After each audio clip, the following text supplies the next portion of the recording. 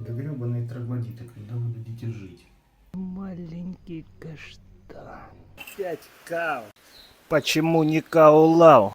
Испытание деревни — это когда огонь, гроза и трубы, все это одновременно. Еще и рацион такой хороший.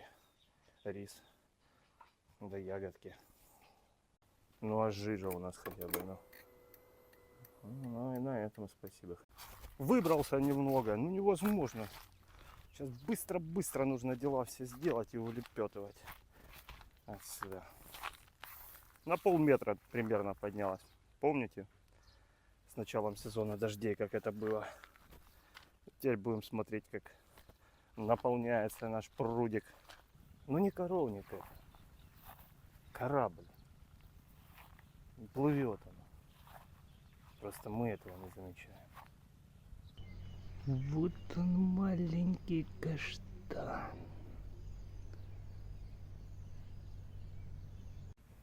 Ну, садоводов, огородников у нас не так уж и много. Ну, что-то, может, для большой земли нам еще рановато. Как-то она слабо идет, слабо. Вот новая привез. Ну что это, ребята? Ярославская гвоздика. Вологодский укроп. Ну, будут какие-нибудь предложения? Или оставим это и отдадим Шарикову на рассмотрение? Ну, а говорили, лук такой расти не будет. Ну, растет. Смотри. О, красота. Сантиметров на 7 примерно, да? Один день, 1 сантиметр. Вот, чуть подвяжем, чтобы больше солнца на него попадало. И дождя. Не нужна никакая капельная система. Ливневая система тут работает.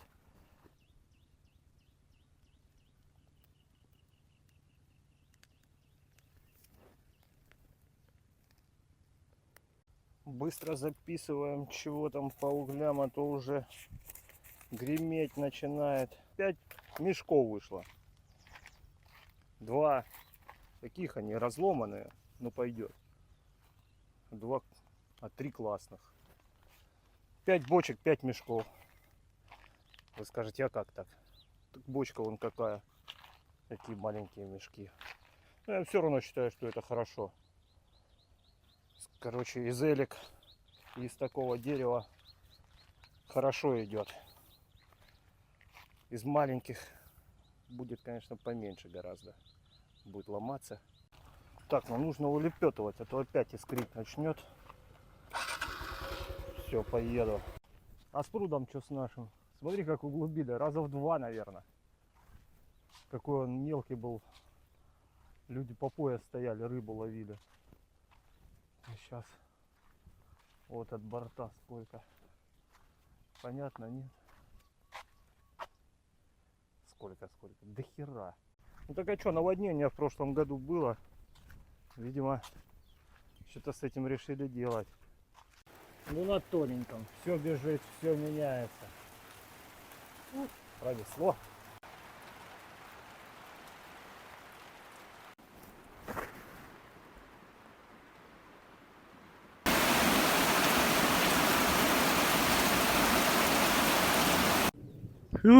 Каждый раз как протащило. Не передает телефон вам, к сожалению, происходящего. Вот так сидишь и думаешь все время о чем-нибудь, о высоком в основном.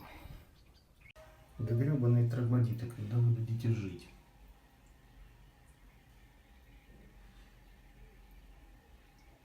С такой погодой нужно как-то переориентировать часть ботаники на деревню.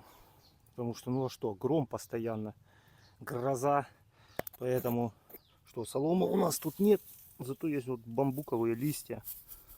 Нормально? Нормально для дренажа. Ой, Мани помогает тоже. Помощница, помощница. А все почему? Потому что лук у нас показал устойчивый рост. Поэтому нужно продолжать эксперименты уже с другими культурами. Видите, две разные земли, деревенская и фермерская. О, наоборот, фермерская и деревенская. по цвету отличается. Вот как раз и поэкспериментируем, что в деревне растет, что на ферме. Ну, а потом, если вырастет, мы можем это все и транспортировать. Вот она. Поползла. Я не знаю, там у нас есть сороконожки, а здесь сколько их? Миллион. Оно живое. Хуп. Ух, елки-палки, как в античном мире, в древнем. Ну, что у нас вырастет, мы потом посмотрим, а то вдруг не вырастет, а то уже все расскажу. В общем, в следующих роликах. Мама вот пока задание удаленно нарезает, смотрите, какие штуки. Ну, вот это я даже сам не знаю, что такое. Сказала, около воды здесь поставить.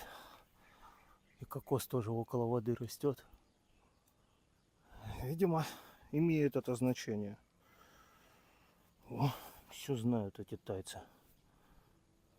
Смотри, она прям не заворачивалась. В какой-то или песок, или глину посадила, и все равно растет. О, красотища. Мы еще вернемся к этому месту, когда рис начнет расти. Тут вообще будет очень красиво.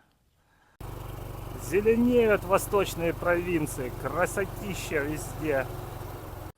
Знаете формат видео, когда люди что-то делают и молча.